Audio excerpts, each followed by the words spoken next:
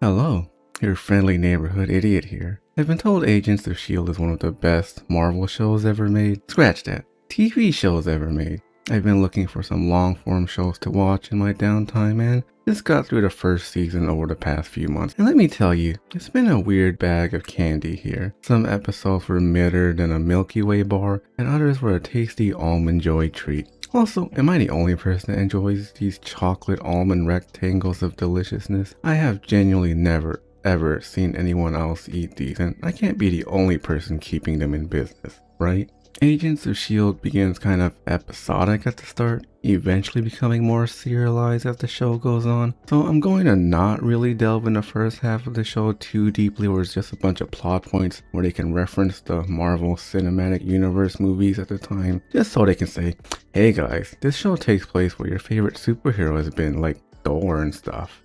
While these beginning episodes aren't bad by any stretch of the imagination, they're ultimately just fillers sprinkled with character development, but the sprinkles were hit by shrinkflation, and instead of an ice cream covered in hundreds of tiny little sprinkles, it's more like they just handpicked 2 sprinkles and called it being generous. Okay, maybe I'm being a little hyperbolic. To be honest with you, I almost dropped the show a few episodes in until I was told the first half of season 1 was pretty weak, but by season 4, it becomes one of the best TV shows ever produced. Are they exaggerating? I'm not sure, but that's what I'm here to find out. So come along my journey and see if I agree with this sentiment, or was I just sold on a dream that could never be achieved? Please, get good, Agents of S.H.I.E.L.D. I don't like feeling like my limited time on this terrifying earth was spent engaging with garbage. The show begins just after the first Avengers movie, you know, the one where Loki invades New York and the Hulk goes, "That's my secret, Captain. I'm always angry."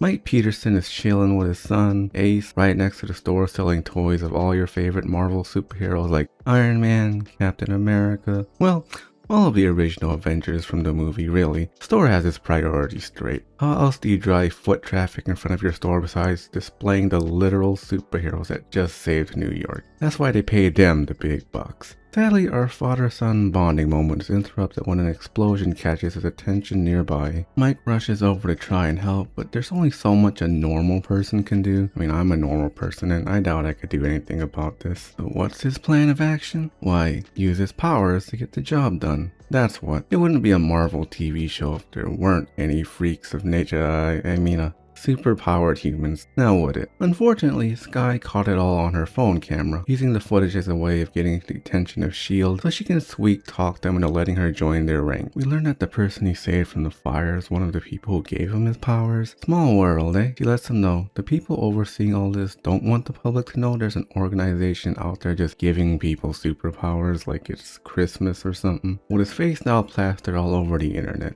this man's in trouble. I mean, what did he expect just having a hood over his head would do? His disguise is as bad as that nerd with the glasses going incognito just by taking them off. I mean, who could be this blind? As you can tell by his selfless act from earlier, Mike's a good guy. I mean, he just put his life at risk to save a stranger who conveniently ended up not being a stranger at all. But here's the punchline.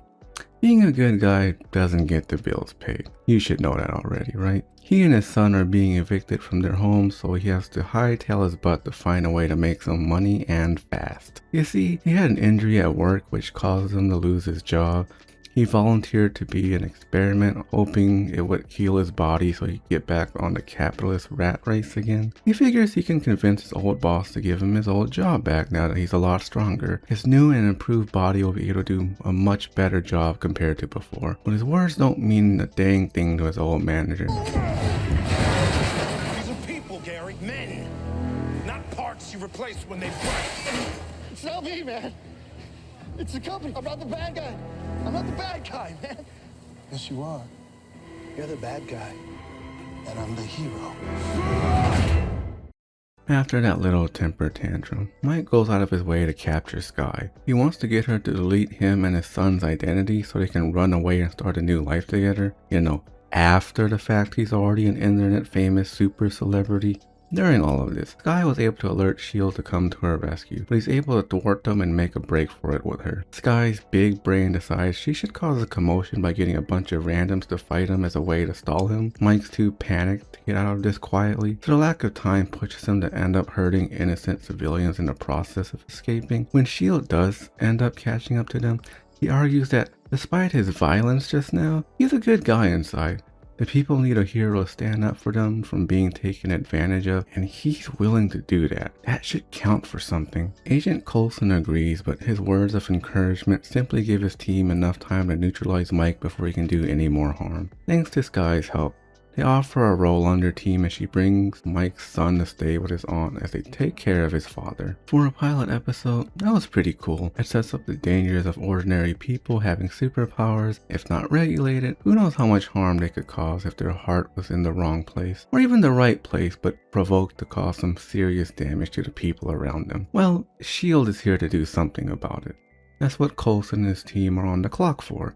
To find superpowered folks and get them in their right minds so they don't misuse their powers, and to surveillance the place to make sure the casualties don't get out of hand. For most of the following episodes, the plot doesn't really matter. We don't get a more cohesive story building towards something more important until way later, not until about the end of the season. For now, it's just a villain of the week story for the most part. On Coulson's team, two of the least important characters are Leo Fitz and Gemma Simmons. They're more heart than plot. They provide some comedic relief, team drama, and occasionally have an episode centered around them, but their characters don't particularly shine this season for me, so I'm just gonna skip right past them. Sorry to you Fitzsimmons stans. While they definitely have a few small moments of driving the plot forward and influencing other major characters by the middle to the end of the season, they just didn't leave much of an impression on me right now. But I'm hopeful that in future seasons, they're more than just entertaining side characters. They're about as fun as everyone asking Coulson about his vacation to Tahiti, which was supposed to be an amazing experience for him. Good enough that it was a repeated question throughout the season for some reason. The most serialized part of the beginning of the show besides Reyna. Reyna is known as the girl in the flower dress. In the episode she's introduced in, she manipulates a man into believing with powers like his,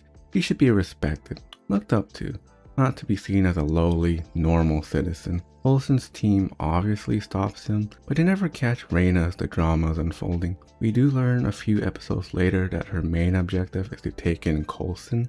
You know, for such an ordinary guy with no superpowers or anything, he sure is Mr. Popular here. And believe me when I say, Coulson is actually my favorite character this season. He may not be able to do anything flashy, but he really is the heart of this team, constantly reassuring his team when they feel like they've hit a rut, giving everyone a motivational pep talk to get their head in the game, and just helping the entire cast push aside their insecurities. Coulson's not just some boss of the operation barking orders on some asinine ego trip, but a true leader who brings his team together through rapport to get them to want to get things done. I wish there were more captain type characters with this sort of empathy and charisma, honestly, because I love them. No homo though. Almost halfway through the first season, Mike makes his way back onto our screens as he now wants to be part of the team. See, I told you Agent Coulson makes such a great leader. Not everyone who knows about him wants to be part of the group. In actuality though, since Mike wasn't able to get his old job back, he figures why not work under Coulson. Plus, doing some good could definitely make his son proud of him. Like, wow, my dad's a superhero. Who wouldn't want to brag about their dad like that on the school playground? But the truth is, Reyna has Ace in her manipulative clutches and blackmails him to get Coulson, or else his son's life is at risk. The whole thing goes awry after he trades in Coulson and brings his son to Skye to take care of him. Mike's a man of honor after all. He selflessly ran into the fire as the first scene of the show. Of course he brings out his inner hero to run back to try and save Coulson. But then there's an explosion no one was expecting, burning him alive to never live another day. Yeah, so Mike dies, well except, you know, like every other comic book character. You're only dead for like a couple of issues before that popularity money brings you back from the dead. Mike is resurrected down the line, but he's now known as Deathlock, scarred and tattered from being Robocop back to life from the edge of death. Through his cybernetics, he receives orders from a mysterious voice named the Clairvoyant. This all-seeing man wants Mike to retrieve Coulson and is using his son as a bargaining chip. Now that we've set up Deathlock as one of our main antagonists, let me get to gushing over the importance of my favorite character, Agent Phil Coulson. So while in terms of physical capabilities, Coulson is just some regular guy, how did a normal dude survive the super battle of New York versus Loki? Well, actually, he didn't. He died. Yup. He's a zombie now. Or rather, S.H.I.E.L.D. used a drug based on the blood of the Kree to bring him back to life. Something happened no one could have predicted. The trauma of death got to Coulson. They couldn't just let my guy suffer like that, no. They put their thinking caps on and decided to implant fake, but absolutely heavenly memories of Tahiti so he would forget he ever died. Now he can only recall being pampered by a hottie on vacation so he could regain his will to live. Please, let me die.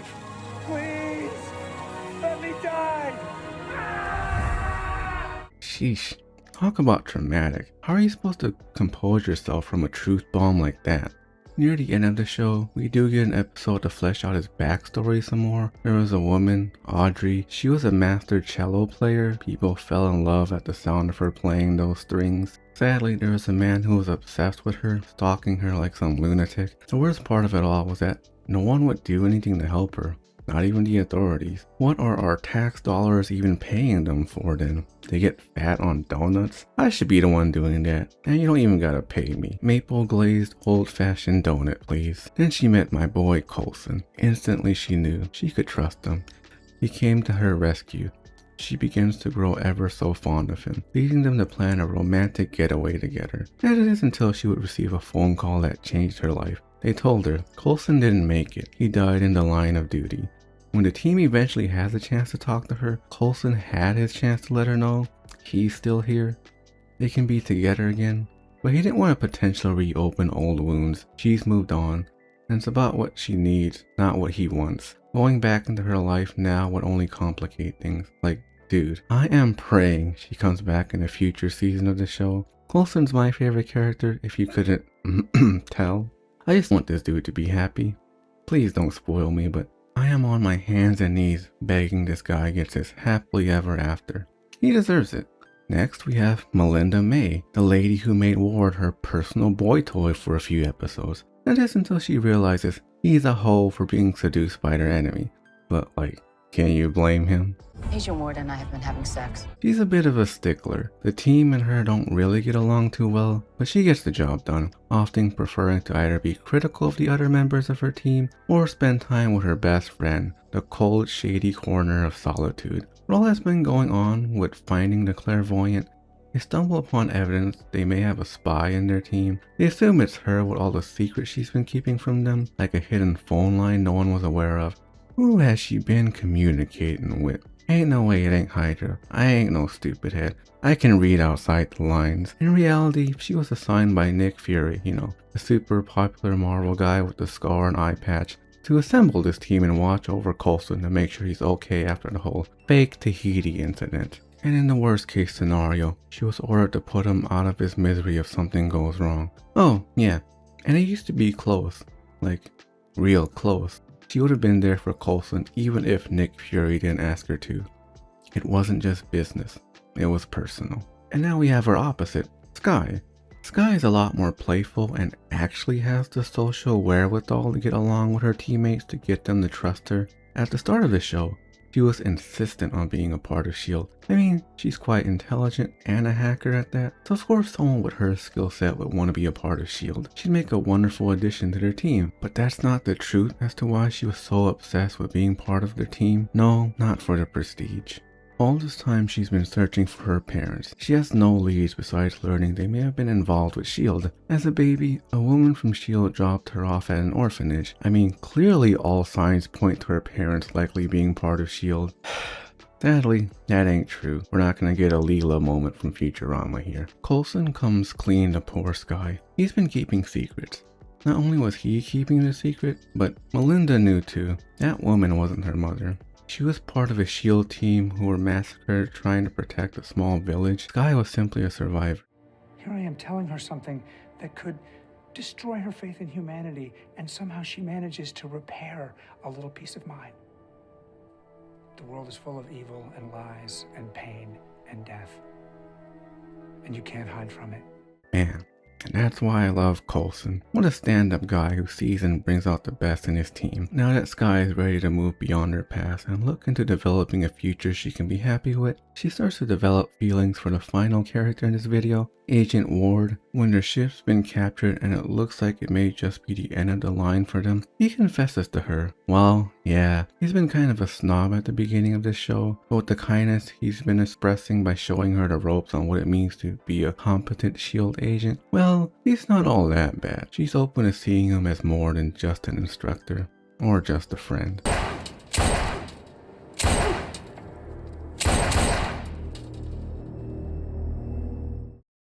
At last we reach Grant Ward, but oh no, he's actually a double agent, with his allegiance belonging to Hydra. With the relationship he's built up with Skye, he tries to seduce her into going turncoat and joining him. After all they've been through, compounding the feelings he's been igniting in her recently, surely she likes him enough to where she can drop her guard and trust him, right? Fat chance. He's a goddamn Nazi, and she knows better than that. The main reason Ward kept Skye alive was to get her to crack the hard drive with the secrets that saves Coulson. His commanding officer, the Clairvoyant, or Garrett, traded parts of himself to implant cybernetics into his body as his stepping stone to figuring out immortality. But when he confronts Coulson's team, Fitz hits him with an EMP blast, causing his implants to begin failing. The clock is ticking now. He needs the safe crack so his life can be saved. Even during all this backstabbing of unclear alliances, Fitz asks Ward to come back to them. He has friends here in SHIELD. Even while knowing he's truly with Hydra, Ward's really earned a spot as one of the team, as one of their friends. You can tell that being on the team left their mark. When the Clairvoyant demands he makes Fitzsimmons suffer, he's reluctant to follow through with it. To divert the Clairvoyant's request,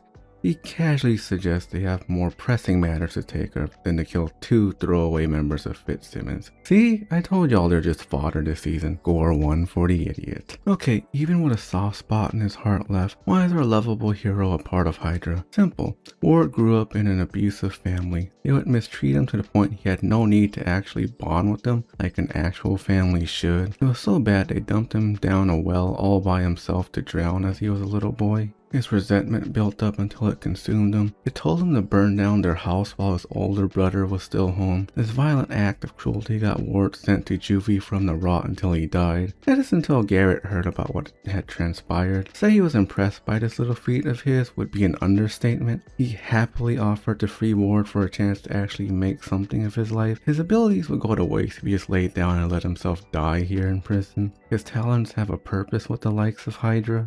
At the end of the day though, Ward ultimately chooses the demise of his 2 friends. He goes all in to get rid of Fitzsimmons. Don't misjudge this act though. He uses his words to let them know he still cares, but says it's his weakness, and he's got to get rid of any weakness within him.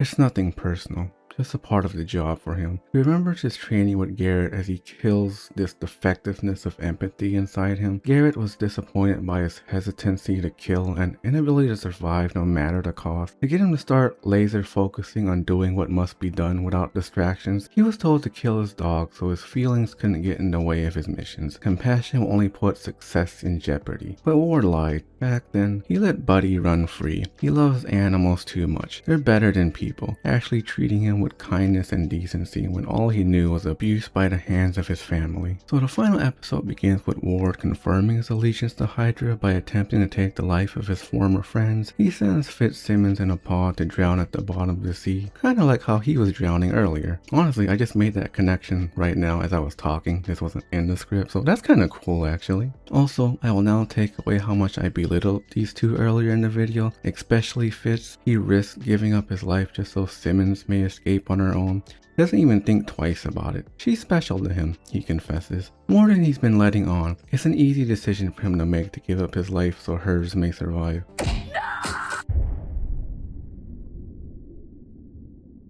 Thankfully, by the end of it all, he's still alive, but just barely. This season's climax is a fight against Ward, Deathlock, and Garrett. Well, it's hard for me to believe Ward really is going through with all of this. I guess all that charisma and charm bringing his team together, getting Skye to fall in love with him, and maybe it really didn't matter to him at the end of the day. He does babble on to Skye that she awoke something inside of him, his weakness, his empathy that needed to be brought to the surface, so he knew he had to demolish it. Yeah, my bias doesn't like how all this is unfolding, but That's a me problem. I really hope Ward becomes an anti-hero or rejoins the team later or something, but who knows? I mean, you probably do. This show is like years old by this point. Hydra has a strong team behind them right now. Ward is competent in every conceivable way, Deathlock's powers make him nearly unstoppable, and Garrett's ruthlessness cannot be understated. So Skye comes up with a plan. With Melinda being the only one experienced enough to take on Ward, she gets him away from the others as Skye goes to save Deathlock's son. Garrett is distracted as Coulson and Nick Fury tease his failings as a leader so he can ramble on about how great his ambitions are. Once Mike's son is safe, he turns his gun towards the clairvoyant.